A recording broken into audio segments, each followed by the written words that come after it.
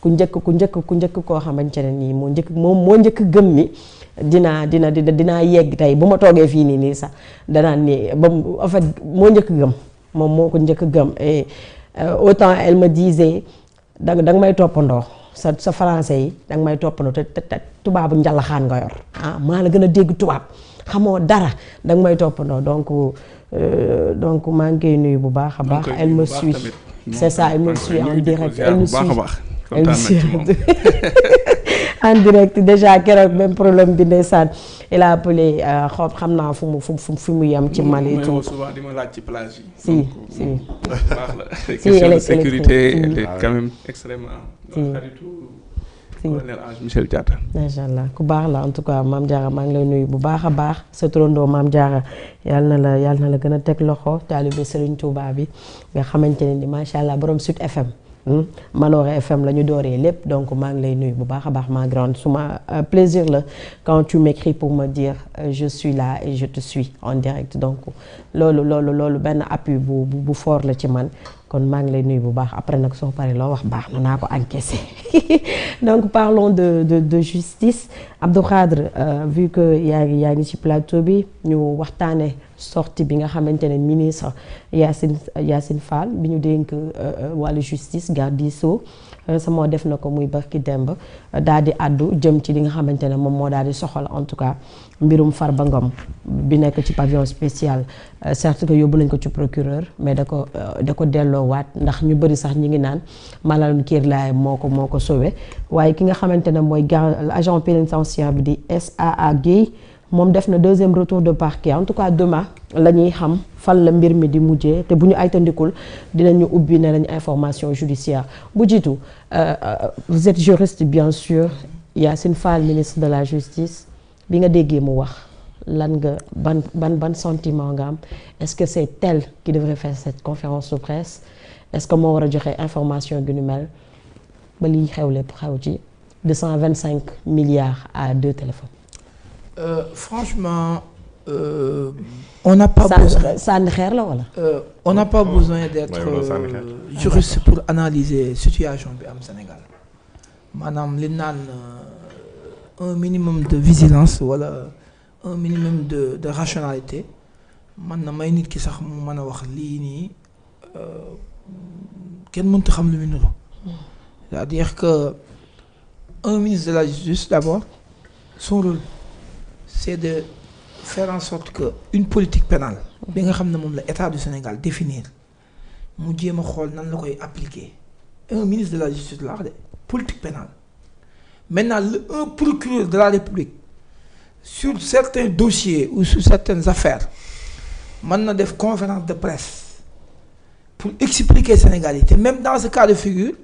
le procureur de la République est tenu par exemple si un dossier en cours buy wax mu am nu mu ca waxee su fekkee tamit dafa commencer dans le cadre d'une interpellation ñu defi enquête bu enquêté ba pare procureur la boobu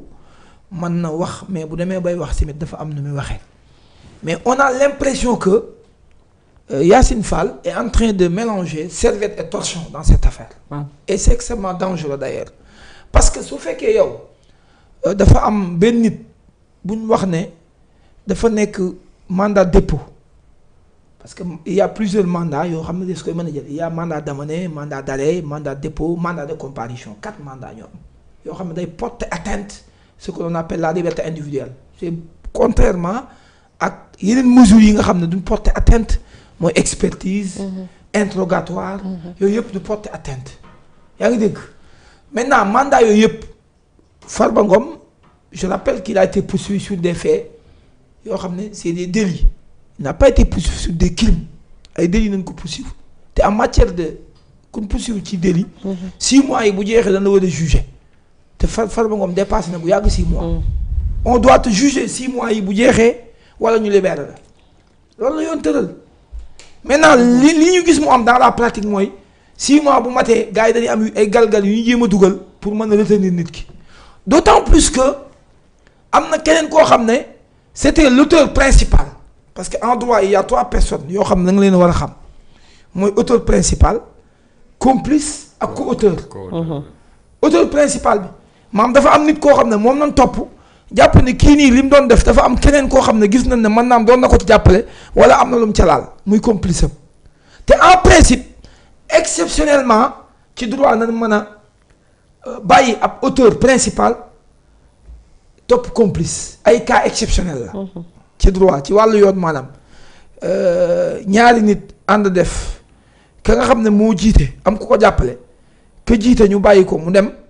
ñu topp complice ba supposons nit koo xam ne wéru ànd ak man def dara wala koo xam ne mineur la ànd ak man def dara te man ma nekk majeur yaa ngi dégg man nan maa topp en tant que complice bàyyi kee parce que yoon toppalu ko ku wérul wala koo xam ne si ne mën na am relation boo xam ne permettre na ko loolu noonu ñu ne yoon toppalu ko mais keneen ki mu àndal complice wala auteur ba décédé parce que décès auteur mënta empêcher ñu topp complice bi parce que nit bu génnee àdduna kenn mënta doon patum néew mais lii li ñu ci gis dañoo jaaxal. c'est-à-dire que on a l'impression que c'est comme si dafa am kuñ bëgg a bañ a bàyyi te ñu war koo bàyyi ñuy wut luy tax. duñ ko bàyyi te justice du fonctionner noonu. d'accord est-ce que vous comprenez. nit ñi fii nag nit ñi kenn gënu leen a yeewu man nga yore responsabilité man nga yor teraanga man nga yore mais nit ñi ay boroomi xel lan dëkku nante la Sénégal dëkku nante nit ñi dañoo yeewu am nan xel muus nan boo bëgg a def dara bala nga koy bëgg a def sax dañuy teel a sentir affaire yu am parce que boo ñëwee ne Farba Ngom dañ ko poursuivre sur d'ailleurs je précise que juge d'instruction bi lay def interrogatoire moom day am fait yum la toppee. il est saisi in rang. maanaam ci ay fait la toppee. fait yooyu moom ci lay sukkandiku def la interrogatoire ba nga xam ne yaa ngi mandat dépôt ñuy xaar mandat bi jeex ñu clôturer ko soit mu rendre une ordonnance de non-lieu wala mu ànd une ordonnance de renvoi devant une juridiction bu la war a juger jusqu'à présent on n'a pas clôturé son dossier définitivement Farba Ngom. D'accord. Maintenant il s'est trouvé que dafa am dana yor nay portable xam nga mandat dépôt la woon mandat dépôt c'est le juge d'instruction moo saisir l'administration pénitentiaire ne leen téyel leen ma kii est-ce que xam la ñooñu mu ko téyel il y a une administration pénitentiaire dans cette administration là il y a un règlement intérieur c'est-à-dire comment les détenus leurs droits leurs devoirs comment on les gère là-bas en attendant ñu collecter seen dossier pour ñu mën leen a juger ñooñu dañoo yor ay mesures internes la ñu jël par rapport ak ña fa nekk seen dëkkuwaay kon am na benn règlement benn législation bu organiser lool ça n'a rien à voir avec kenn poursuivre délit nga xam ne kooku code pénal ak code de procédure pénale ñoo code de procédure moo encadre instruction bi ak procédure bi code pénal ba nag mooy sanctionné waa ji la mu def waxuma sanction pour ne dafa yor portable ba am na lu gis sa portable la mën na def nanga ba gis nga Yacine Fall bu mu jàppee nit ñi ay doomam dañoo jàng ñu jàng bu ñu jàppee nit ñi ay naxandoom maanaam nit ñu xamul amul xel nit ñi boo leen expliquer dañuy xam lu yoon c'est-à-dire que Farba su fekkee dafa génnoon sax ne maa yor portable nan ma ko jox nangam ak nangam est-ce que loolu ay délit la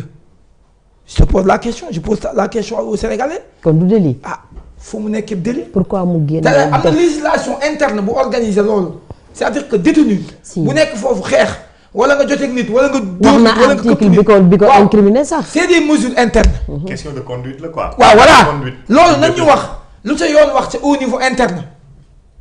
est-ce que xam nga li ma la bëgg a wax loolu il faut nit ñi Sénégal yi xam loolu d'abord parce que damay bañ ñu indi ay affaire greffe ko ci pour charger te ce qui est scandaleux j'ai vu des journaux des journaux autant pour moi yu bind ne Yacine Fall chargé na Farba Yacine Fall ne peut pas charger Farba c'est pas possible. Ah bon? Ah kay xam nga lu tax dans un état de droit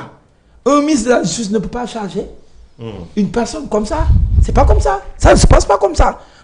c'est-à-dire lan moo fi ñor ban koy màcc c'est-à-dire ñoom lan la Yacine di jëkkantu di daw ça il faut se poser cette interrogation là deux aussi procureur de la République mooy poursuivre une personne c'est le maître des poursuites mooy gis ne kii lii mu def nii jar na poursuivre su ko poursuivre moom ci boppam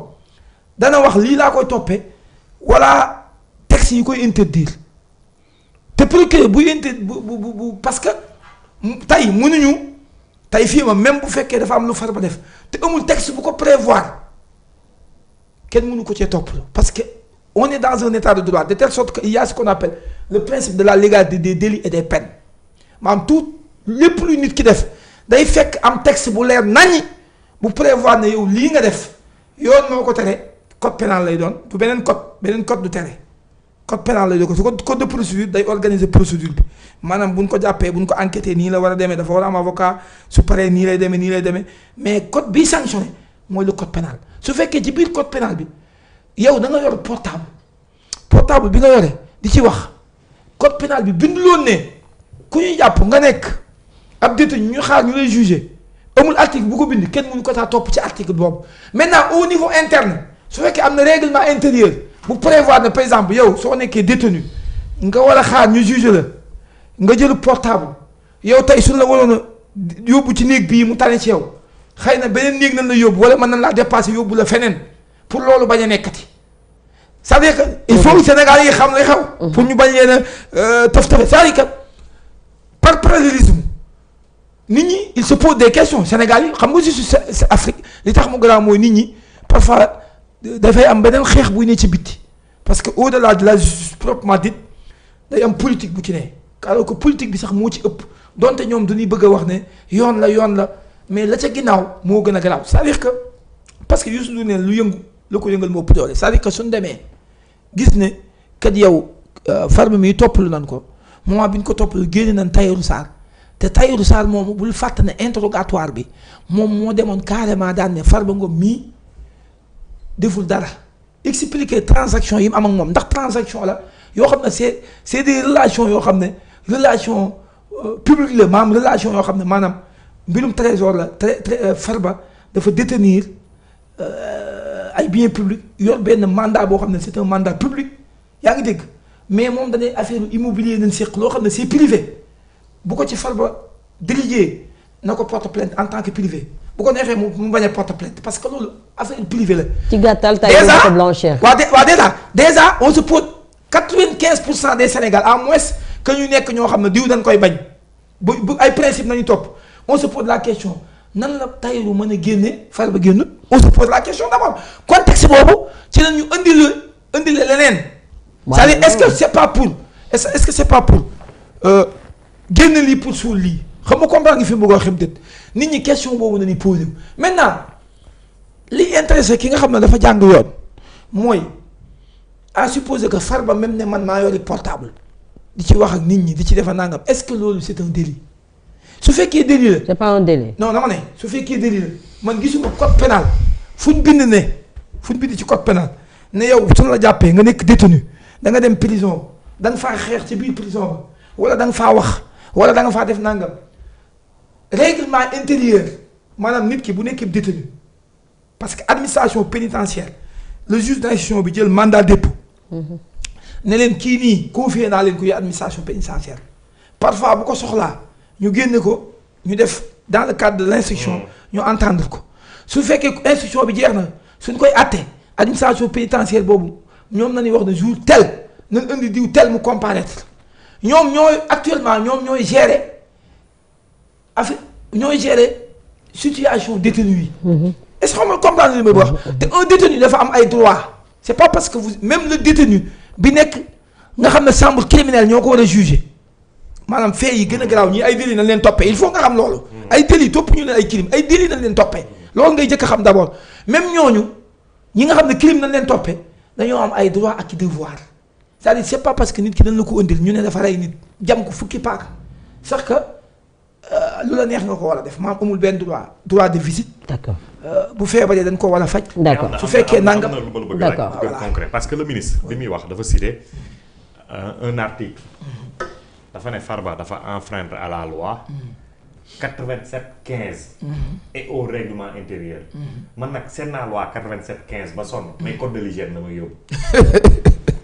code de l'hygiène na may yóbbu donc loi 87-15 la yow xam nga dimbali leen